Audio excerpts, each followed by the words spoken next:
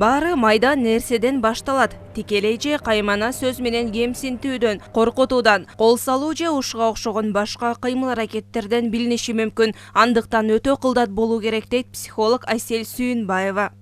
Бирок зөөкүр деген бул бирөө аркылуу, бирөөнү басынтуу аркылуу,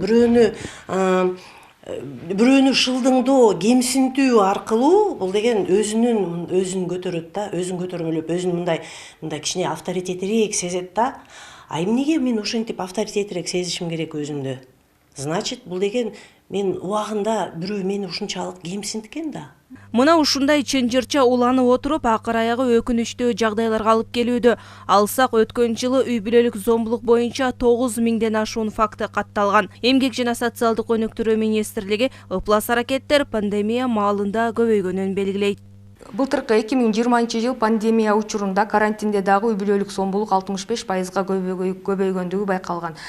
Бул баарыбызга эле белгилүү болгондой эле карантин бул атайын үй бүлөдөгү сезимдерди сыноо, башкача айтканда үйдө баарыбыз чогуу отуруп калдык. Ошол эле мезгилде үй бүлөдөгү чыр чатактагы жумушсуздук жоготкондуктан бүгүнкү күндө 85% аялдарга карата зомбулук болуп жатат. Психологдор кордукка кабылган аял затына төмөнкүдөй кеңештерди берет.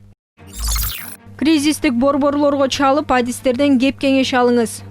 Кырдаалды жашырбаңыз. Сөзсүз түрдө тууган урук жана достор менен байланышта болуңуз. Кошуналарга кокус үйдөн тынымсыз ызы чуу же кыйкырык угулса, тез арада милицияга кабар беришин эскертиңиз.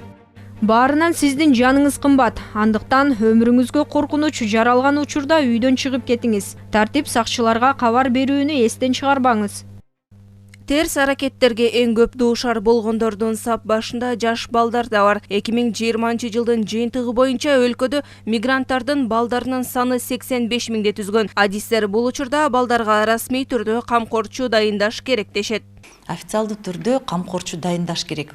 Ата-эне ушу тышка чыгып кетип атканда балдарынын коопсуздугун, эң биринчи коопсуздугун ойлоп, анан ошо ишеничтүү адамга камкорчу кылып, анан тышка чыкса абдан жакшы болот эле да. Мисалы айтып кетсек, ошол эле 85 миң баланын ичинен 40 миң бала азыркы учурда тууган тушкандарында, жанагы тааныштарында официалдуу камкорчулук жок багылып келатат да.